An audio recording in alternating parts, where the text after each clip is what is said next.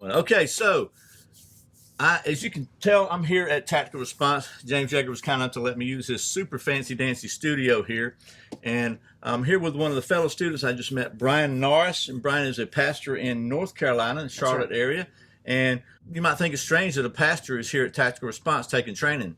But we're going to talk about that coming up next here on Survival on Purpose.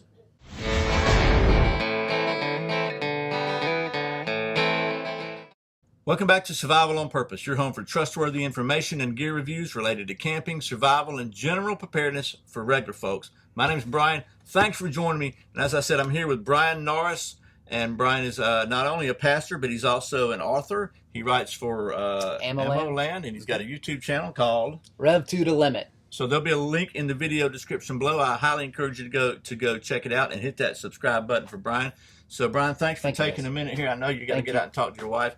So what I thought we'd do in this video is, you know, I'm a Christian. Bryan's a Christian, and a lot of people seem to think that, you know, that all Jesus preached was love and peace. And so being a Christian and being a firearms person, those two are incongruent. So I don't think so, obviously. I don't think Bryan thinks so, obviously. So I thought we would get a pastor's opinion on that, because I think it's a valid in today, especially in everything that's going on in this world today. And I know I'm rambling, but deal with it. I ramble a lot. Everything that's going on in this world today, there's a lot of people questioning. I know gun sales are record numbers right now. You know, you can't hardly find ammo anywhere. So there's a lot of people that are really re-examining a lot of things in their life, in their lifestyle, and maybe even in their thought processes.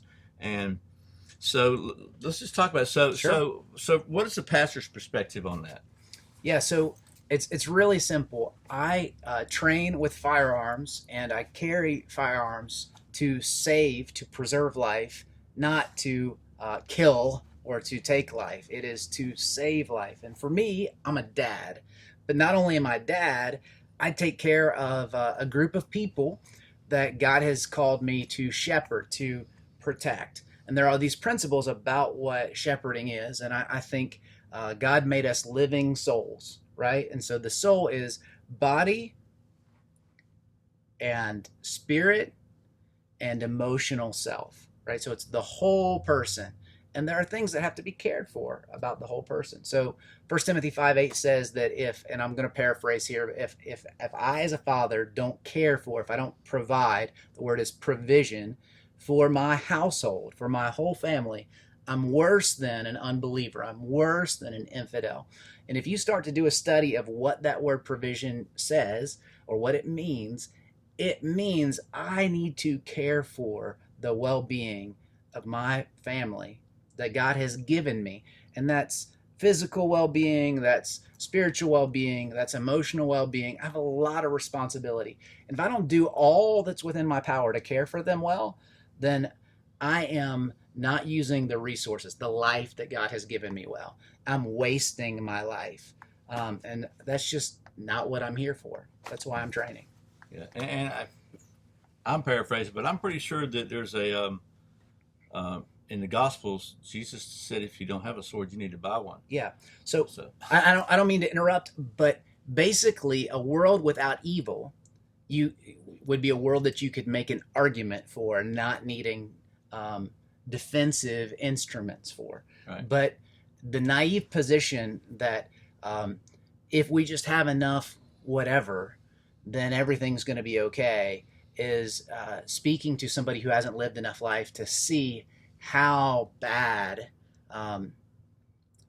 people can be, and how bad the world can be. And there is evil in our world, and if we're going to do our part, we have to push back that evil to provide space for and life for our family and provision for even the next generation. I believe in leaving a legacy.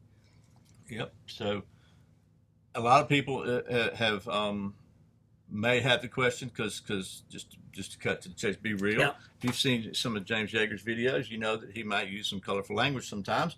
And if you come to Tactical Response, you're probably going to hear some colorful language, we'll call it sometimes. 100%. Let me ask you a question. Do you feel like that you've lost your contact with God because you heard some F-bombs today? No. You know? So I personally, I hate the idea of pretense.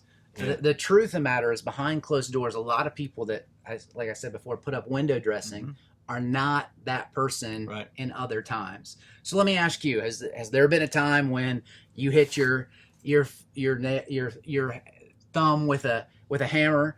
What came out of your mouth? What happened? And so I really appreciate and try to surround myself with friendships with people that don't embrace pretense, but are as authentic as possible. I personally say, I'm a bad Christian. I don't want to be, but I'm a bad Christian. I have a great Savior. The essence of the gospel is not that I'm good enough, but that God is good enough to rescue me, to redeem me, and to turn me into the image a little bit more day by day. The Bible theologians call it progressive sanctification. A little bit more like Jesus as I grow in grace and in the knowledge of the one who's rescued me. It's all about him, and he's giving me hope to keep addressing the evil that has infected my life. That's not, hey man, I'm down on myself. No, it's just taking an honest, authentic look at myself to break down that ego and say, you know what? That's who I really am. I can't leave it as it is. I've got to grow through this and be more for my family than I was yesterday. Well said. Well said. So let me change gears on you a little bit. So we just finished 4 days of classes. We took the immediate action medical here and then the fight today. So we just did a video on your channel, and I encourage you to go check it out over there. But because that was kind of my take on a couple of things. If you want to find that out, you can go to his channel. But what was your take on a couple of things, maybe your biggest takeaways from these two classes? What do you think about it? So for immediate action medical, I have 3 children, and I mean there's just a number of things that I need to do to be squared away to be able to care for their medical needs. There are a number of things that, not just instruments that I need to buy, but practice that I need to do to be ready. And so there's a lot. I think your channel is Survive on Purpose. I need to be purposeful about staging my life to provide for, to make provision for my family in some areas of safety in that regard. And pretty much we're talking about, sorry to interrupt you, just about like urgent medical. Yeah, so not like, getting checkups. So I mean, very simple. Like I'll give you one. The nasal tubes. I need some small ones in my bag because of the age of my children. I need to be able to be prepared to do that. I need tourniquets in all of our cars, not just one on my pocket.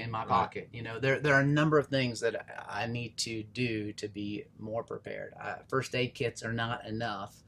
It's not just skin knees that I need to be prepared for. And I'll put it to you this way. I've got 4 kids, and I've told the story before in a video, and I'll tell it real quick now. So my oldest is 33 now, but when he was in like the 4th or 5th grade, he was in a really old school, and he's up banging. He saw somebody outside. He's banging on the window, and his hand went through the window because it wasn't tempered glass, and he cut an artery in his arm, like right here, and he was bleeding profusely. And I was like 30 miles away on a job.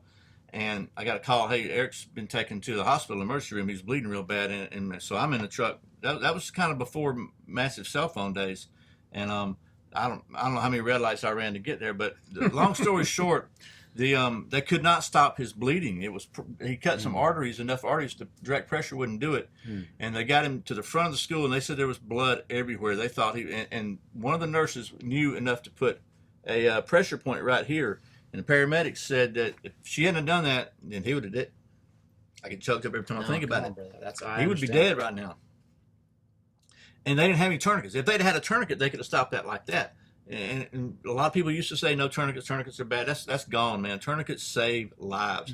And so every time I do a video about a tourniquet, I hear people say, I don't want to do that. I don't need all that stuff. Let me ask you a question. If you've got kids, how would you feel if something happened to your child and you didn't have, it was a very simple answer that you had, and all you could do is stand by helplessly and watch them die. And I don't mean to be melodramatic or overly, kind of whatever, but man, I'm telling you, if you ever come close, you'll change your mind. And tourniquets are so under $10. You carry one, and it's not that hard to use. Yeah. I'll probably do another video just go ahead and showing you how to use a tourniquet, really and truly how to use it, because I think that's so important. But that's another video. But anyway, I don't mean to bust in on that, Go ahead. but that's one of the things that I appreciated so much about it. So you're talking about breaking down the denial, the delusion that we live in. Yeah. And so many times I've been shown how to use a tourniquet. And that's where the class or that idea would leave off. I've never done it. Never has anybody said, for real, go ahead, do this, tighten it down. And if you think that because somebody talked you through some steps 2 years ago, 3 years ago, that you'll be able to do it when that dump of adrenaline happens, I'm sorry, that's just not the case. You've got to do it over and over again. You have to have practice to be able to function. So after that class, because one of the top comments I get is, I'll just use my belt. Do you think you could use your belt for a tourniquet? I think you should wear a belt. My dad taught me that good men wear belts, and extra prepared men wear belts and suspenders. So they're doubly prepared. But no, I mean, if that's all I had, I would try to improvise. But that's not my plan. I sure hope that I don't get in a situation where that's all I have. I mean, I just tell them, if belts were so great, there'd be belts in all the ambulances, right? Sure. So anyway, I got off track. That's all good. The fight? Is that the next question? Yeah. So the next question is the fight, and what did I take away from that, or what am I taking away from that? Basically, it's just that there are so many things that I learned in fighting pistol that James says, and other teachers, other instructors here say, you've got to keep paying your payments. You've got to keep practicing these things to really integrate them into your lifestyle. And going through these kind of scenarios just made me understand how crucial that really is. It's not good enough to just go to the range and plank, nor is it good enough to do dry practice on occasion. I have to be cheesy about it. I have to be religious about a practice pattern for this to be truly integrated into my lifestyle. And so I got work to do, and only time will tell if I do that work, but I'm certainly making plans to do that. And just, I don't think we covered it. We made like 3 or 4 videos in a row here, different things. So I don't think we mentioned, but the fight is a force-on-force scenario-based training. So you use simunition paintballs, type rounds, but it's in actual pistols, and really, really safe. I mean, their safety is really, really paramount here. They make sure that there's 100% no chance of any live ammo or live pistols or anything being around. So, but you're basically put yourself in. They put you in different situations where you have to decide, either are you going to shoot somebody, or should you shoot somebody, or should you not shoot somebody, or you can make your own mind up in the situation. And maybe depending on what, it's kind of like a choose your own ending story. Depending on what actions you take are going to depend on what happens. So it really is.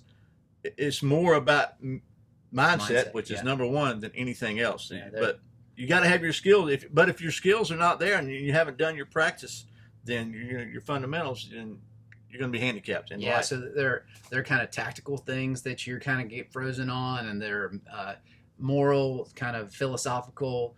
What would I do in this scenario? There's all kinds of things that force you to actually process what's the right thing, and you don't have the time to decide on the spot. I hate to keep going back to Bible things, but there's an old proverb that says that we're to foresee the evil and hide ourselves. The big idea of that proverb is you can think that on the spot you're going to make the right decision, but the truth of the matter is you need to decide before you get to the situation, what am I going to do in that situation? And that, for me, I'm walking away saying, okay, what would I do in this and this? And I think having pre-made those decisions will help me move rather than freeze.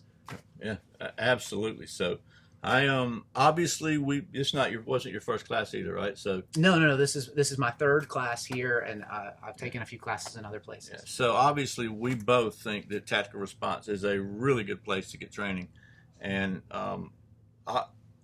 we wouldn't be standing here, doing this if we didn't. But nobody's paying us to. Yeah, this is not a paid infomercial for tactical response.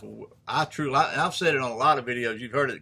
Training's so important, and I've trained at other places, and all training is good. But in my opinion, right now, if I had to choose one place to train, it's going to be tactical response, guaranteed. And just a few bad words won't hurt you, but bullets will. So at the end of the day, it's and I think also you'll find that it doesn't matter who your instructor is. I've had one class that James was the instructor, another class that with different instructors, or a couple other classes now.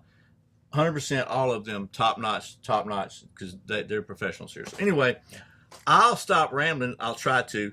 Again, tell us your channel again. Yeah, I'm sorry. I thought you were shaking my hand, but Rev to the limit. So it's REVDA. Like, what's up? Rev to the limit. So it's like a, I don't know, a white hip hop preacher. I don't know what's no. So that's an old. That's a motorcycle thing, right? It's an old story, but but I write for Ammo Land, and I'd appreciate if you checked out articles there.